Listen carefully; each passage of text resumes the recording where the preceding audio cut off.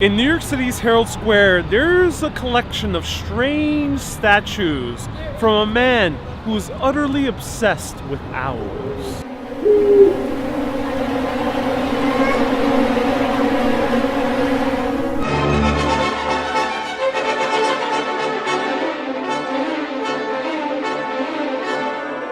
The man was James Gordon Bennett Jr., who was the son of the founder of the New York Herald. James Gordon Bennett Jr. took control of the New York Herald and established it right here in modern-day Herald Square, hence the name. The interesting thing about the original New York Herald building wasn't the large printing presses available to see for all passerbyers. It was the owls that surrounded the entire building and that had their eyes glow green at night. But why was James Gordon Bennett Jr. so obsessed with owls? Well, he loved to sail at sea, so much so that at only 16 years old, he was the youngest member of the New York Yacht Club. Years later, he was sailing right during the Civil War. And at night, he was awoken by a hooting sound. That hooting sound came from an owl that was on board the ship. He had no idea why that owl was there. But once he woke up, as he was trying to investigate that owl hooting through the night, he realized that the seas were getting rougher. If he would have kept on sleeping through, he might have been shipwrecked and he might have lost his life. But that owl saved his life. And ever since then, he continue being completely and utterly obsessed with owls, so much so that not only did he adorn his buildings with owls, he also had owl pets in his offices, in his house, everywhere.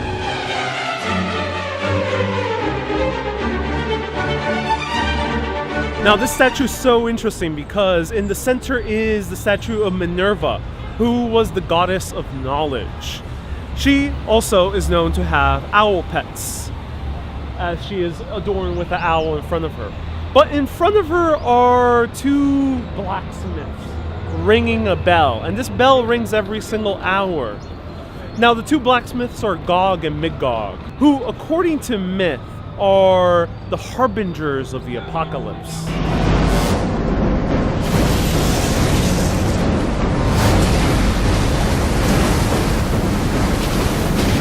Now you'll find imagery of Minerva and her owls all around New York City, even in the most grandest of universities, Columbia University. Now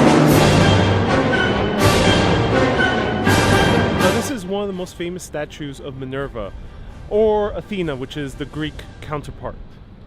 But there is a tiny little owl hidden inside the statue built by Daniel Chester French. So while you'll find owls prominently displayed on Minerva's shoulder or on her hand, this one is hidden right underneath her robes, right here.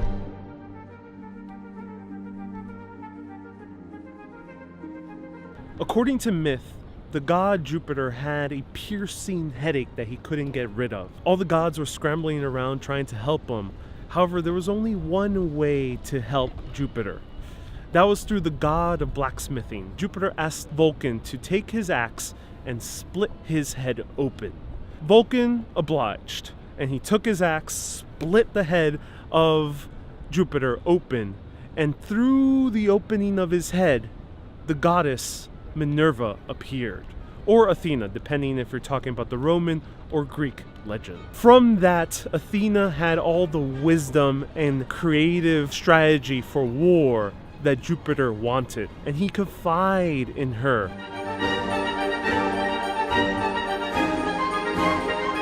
Remember when I mentioned that the owl's eyes glowed green at night? Well, there's two of them that still survive to this day, and they're on top of this monument dedicated to James Gordon Bennett Sr. and Jr. Those eyes still glow green at night, and they've been glowing green for more than 100 years. If you're lucky enough, you'll see it yourself one night that you're passing by through Herald Square.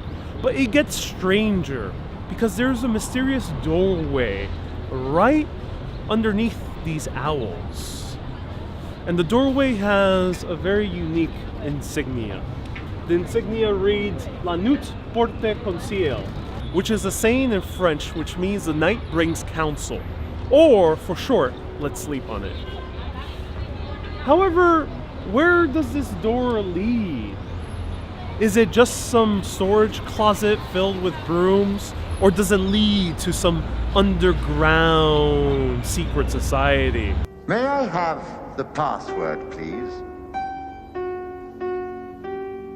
Fidelio. As many of you know, owls are associated with secret knowledge across the world.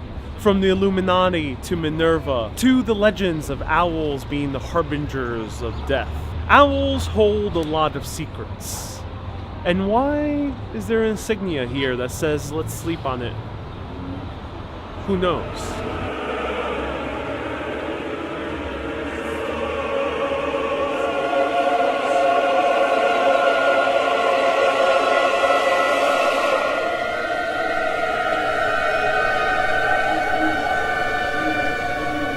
But it gets even stranger than that, because James Gordon Bennett hired the famed architect Stanford White in order to build a 120-foot owl statue right in front of Grant's tomb.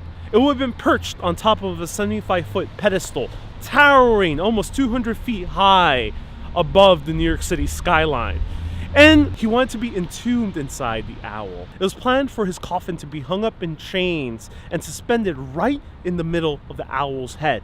On the owl's eyes was supposed to be a viewing deck for tourists to go inside and see views of the uptown Manhattan skyline. However, Stanford White, the architect that was hired for this job and paid nearly $250,000 in order to do so, was shot by the husband of his mistress one night while watching a musical. James Gordon Bennett saw that as a very bad omen. And as we know, James Gordon Bennett really believes in omens. So much so that he dedicated his entire life to a good omen, which is the owl. So the owl statue was never built. Never built either here in front of Ulysses S. Grant's tomb because he despised the president, or the secondary location, which was supposed to be much farther uptown in Washington Heights, one of the highest points of all of New York City, at 183rd Street. But just imagine if that owl was built. It would have been a huge towering giant in the middle of uptown Manhattan. That goes to show that you can find the strangest, weirdest things in New York City. It's a city that's filled with secrets and hidden history. The owl statue was never constructed, but his legacy of being the most debaucherous and eccentric man in New York City's Gilded Age still lives on. I'm Ariel with Urbanist. Remember to sleep on it, keep being awesome, and always keep on exploring. Have a great day, everyone.